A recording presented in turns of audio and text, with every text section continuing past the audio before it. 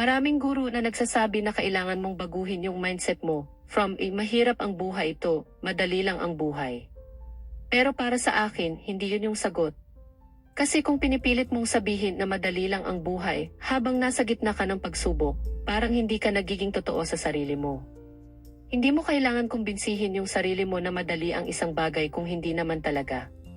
Imbes na palitan mo yung di mahirap ang buhay to, madali ang buhay, palitan mo to. From, mahirap to, kaya hindi ko kaya. To, mahirap to, pero kaya kong matutunang lagpasan to. Pwedeng maging mahirap ang buhay. Mahirap magnegosyo. Mahirap kumita ng pera. Mahirap magsimula ulit. Pero yung mahirap, hindi ibig sabihin na imposible. Hindi naman goal na kumbinsihin mo yung sarili mo na walang problema. Ang goal ay tigilan mo yung paggawa ng problema bilang permanenteng kwento mo sa sarili mo. Imbes na sabihin mong, ang hirap ng buhay ko, tanungin mo. Ano ba yung tinuturo sa akin ng sitwasyon na to? Imbes na, hindi ko talaga kaya, tanungin mo.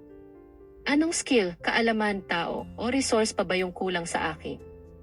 Imbes na, mas madali kasi buhay ng iba, tanungin mo. Ano ba yung pwedeng matutunan sa mga taong nalagpasan na yung pinagdadaanan ko ngayon? Hindi mo kailangang maniwala na madali lang ang buhay.